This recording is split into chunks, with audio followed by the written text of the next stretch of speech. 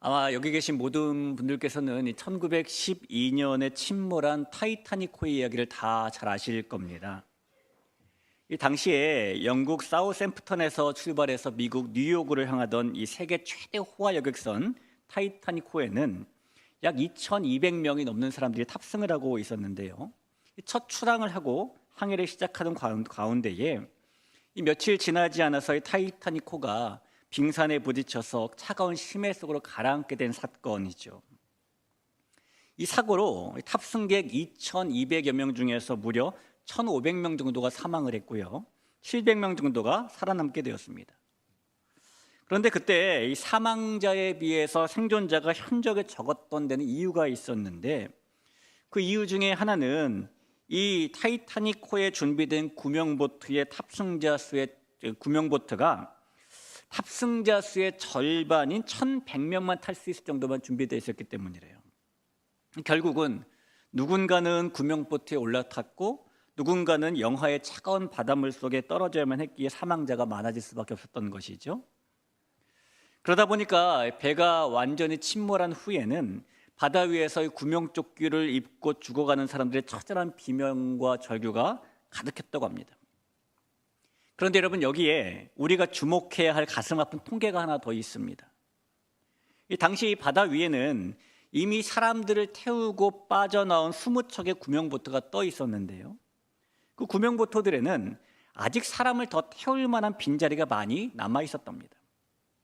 그러나 대부분의 보트들은 혹시라도 바다 위에서 구조를 기다리고 있는 사람들이 한꺼번에 구명보트에 몰려들어서 배가 뒤집힐까 봐 그 비명소리를 외면한 채 멀리 노를 저어서 달아났대요. 어떤 보트는 정원이 65명이었음에도 불구하고 단 12명만 태운 채 떠나게 됐다는 자료도 있습니다.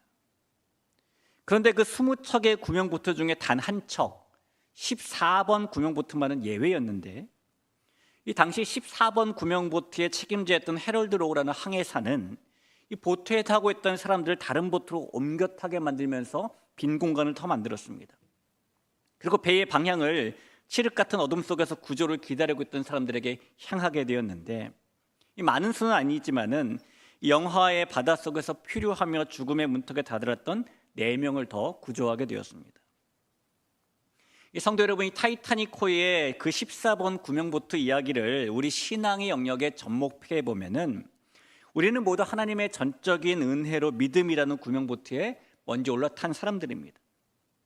그리고 이 세상에는 여전히 복음을 알지 못한 채 차갑고 칠흑 같은 인생의 바다에서 소망 없이 허우적거리는 수많은 영혼들이 있습니다. 그들에게 이 복음이 없는 삶은 곧 영원한 죽음을 의미하겠죠. 그런데 우리는 때때로 이 14번 구명보트가 아닌 멀리 달아났던 19척의 보트처럼 살아갈 때가 있어요. 나만 구원받았으면 됐지, 우리 가정만 평안하면 됐지, 이렇게 안주할 때가 우리에게 있다는 겁니다. 우리의 믿음이 누군가를 살려주는 구명보트가 아니라 우리 자신만 즐기는 유람선이 되어버릴 때도 있지요. 그러나 여러분, 이 믿음은 결코 우리 혼자 잘 살기 위해 주어진 종교적인 장식품이 아닙니다. 이 믿음은 결정적인 순간인 구원의 현장에서는 누군가를 살리는 유일한 생명줄이 되는 것인데요.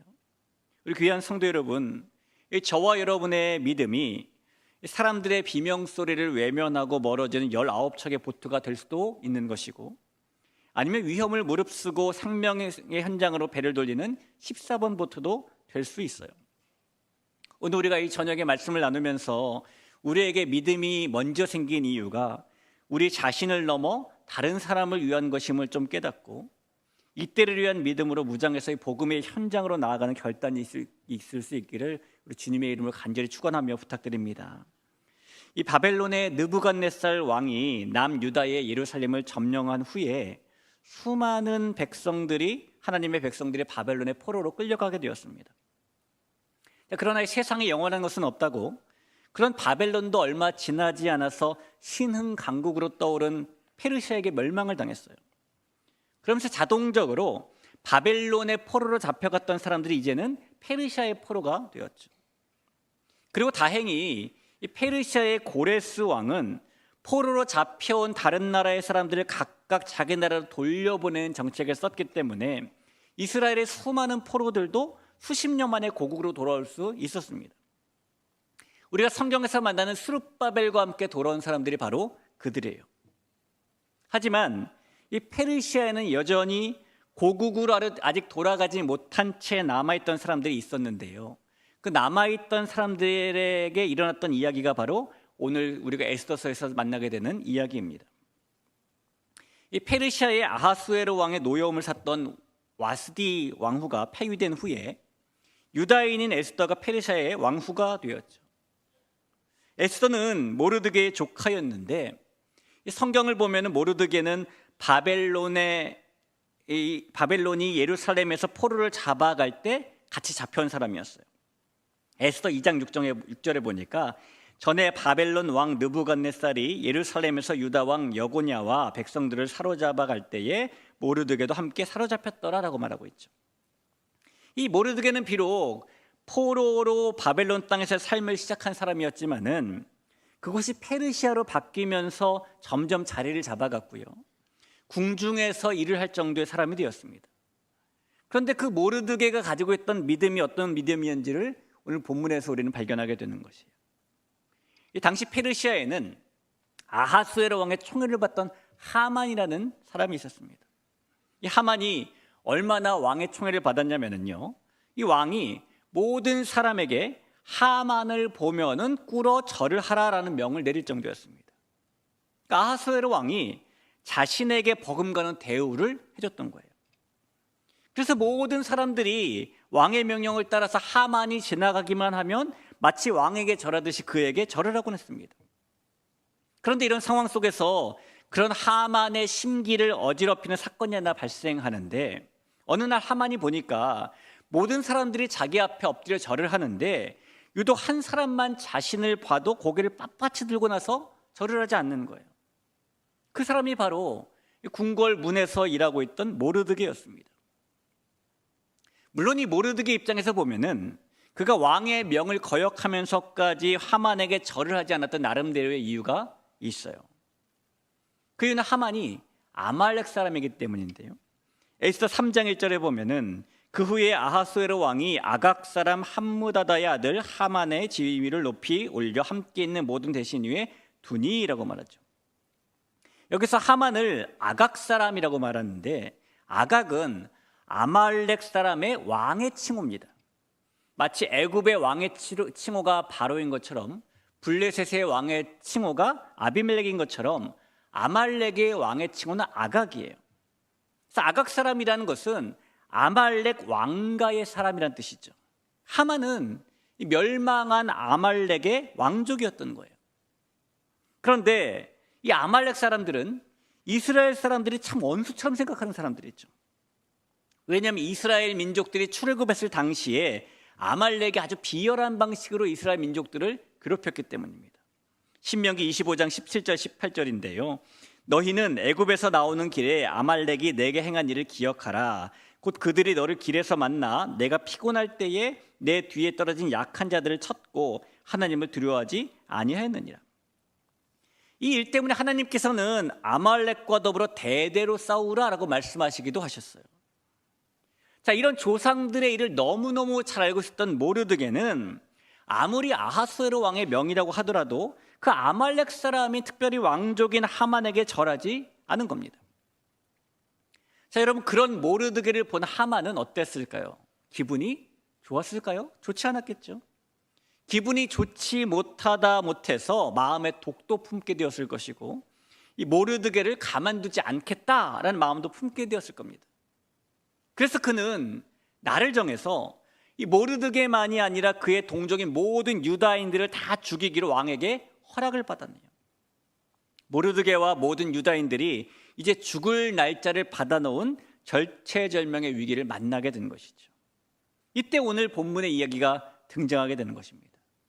우리는 이 이야기 속에서 이 모르드게가 가지고 있던 두 가지 놀라운 믿음을 발견하게 되는데, 우선 그에게 발견되는 첫 번째 놀라운 믿음은 반드시라는 믿음이에요. 자, 모르드게는 유다인 전체가 죽을 위기를 만나게 되자 왕후인 에스더를 찾아갑니다. 그리고 에스더에게 왕을 찾아가서 우리 민족을 위하여 간절히 구하라 라고 부탁을 하죠. 하만에게 허락을 해준 사람은 왕이니 결자해지라고 이 일을 해결할 수 있는 사람도 왕뿐이기 때문이에요. 그러나 에스더는 왕의 부름이 없이 왕을 찾아가는 것은 할 수 없는 일이기 때문에 그 부탁을 부담스러워하죠. 에스더가 이 부담스러워하는 것은 어쩌면 당연합니다. 이 에스더는 왕이 자신을 부른지 아는지 이미 30일이 지났기 때문에 자신이 왕의 총애를 잃었을지도 모른다는 공포도 가지고 있고요. 이 법규를 어기면은 죽는다는 현실적인 두려움도 있었기 때문에 어쩌면 너무너무 당연한 모습을 보여요. 우리 역시 그런 생각이 있잖아요. 전도자로 살려고 할 때에 내가 복음을 전하려고 할 때 관계가 내가 전에서 서먹해지면 어떡하지? 나도 살기 바쁜데? 뭐 이런 현실적인 벽에 부딪힐 때가 있죠. 에스더도 그런 현실의 벽에 부딪힌 겁니다. 그러자 모르드게가 이런 말을 합니다. 14절입니다. 이때에 내가 만일 잠잠하여 말이 없으면 유다인은 다른 데로 말미암아 노임과 구원을 얻으려니와 라고 말하죠. 이 모르드게에게 지금 어떤 믿음이 있습니까? 만약에 에스더가 왕을 찾아가지 않더라도 하나님께서는 다른 방법으로 반드시 자신들을 살려주실 것이다라는 믿음이 지금 그에게 있어요. 자, 모르드게의 믿음을 좀 들여다보면 그의 믿음은 자기 하나 살겠다는 믿음이 아닙니다. 자기를 비롯한 유다인 전체를 살려야 되겠다는 믿음이에요. 여러분, 위기의 순간이 닥치면 사람은 자신을 보호하려는 기제가 발동되게 되어 있죠. 흔히 그런 거 아시죠? 교통사고가 났을 때 가장 위험한 자리는 조수석이다. 왜 그렇죠? 부딪히려고 할 때 운전자가 자신도 모르게 핸들을 틀기 때문이에요. 자신에게 안전하게. 그러니까 사람은 위기의 순간에 자기를 방어하려는 방어 기제를 다 가지고 있어요. 그러니까 다른 사람은 어떻게 되더라도 나만 아니면 돼, 이런 마음이 은연중에 있는 것이죠. 모르드게도 지금 자기의 이 가족인 에스더의 배경을 이용해서 자기 하나만이라도 살게 해달라고 청할 수도 있었을 겁니다. 그러나 그는 자신만이 아니라 모든 유다인들이 살아야 한다는 마음을 가지게 돼요. 여러분, 우리에게도 이런 마음과 이런 믿음이 필요합니다. 우리에게도 나 하나 살아야 되겠다라는 믿음이 아니라 남도 살려야 되겠다라는 믿음. 하나님께서 반드시 모두를 살리시기 원하신다는 믿음이 있어야 한다는 것이죠. 여러분, 우리가 하나님께서 모두를 살리시기 원하신다는 그런 믿음을 가지고 살 수 있기를 주의 이름으로 간절히 부탁을 드립니다. 자, 둘째로 모르드게에게 발견된 또 하나의 믿음은 사명에 응답하는 믿음이에요. 자, 모르드게는 하나님께서 반드시 유다인들을 구하실 것이다라는 것을 믿었어요. 그러나 동시에 에스더에게 내가 만일 왕후의 자리를 얻은 것이 이때를 위함이 아닌지 누가 알겠느냐라고 도전을 합니다. 14절 후반절에 있죠. 내가 왕후의 자리를 얻은 것이 이때를 위함이 아닌지 누가 알겠느냐. 모르드게 이 말은요, 하나님께서 너를 남들보다 높은 자리에 앉히시고 남들보다 풍요로운 환경을 주신 것은 너 혼자 잘 먹고 잘 살아라라는 뜻이 아니라 바로 이 결정적인 위기의 순간에 민족을 구원하는 도구로 쓰기 위함이시다라는 엄중한 부름을 지금 하고 있습니다. 여러분, 에스더의 자리가 지금 어떤 자리입니까? 당대 강한 제국이었던, 가장 큰 나라였던 페르시아의 왕후의 자리예요. 에스더는 그런 자리에 하나님의 은혜로 올랐습니다. 그 왕후의 자리에서 누릴 수 있었던 부와 권력이 얼마나 대단했을까요? 아마 에스더는 모르드게나 다른 유다인들에 대한 사형 선고와 전혀 상관없이 자신에게 주어진 부와 권세를 계속해서 누리고 살 수도 있었을 겁니다.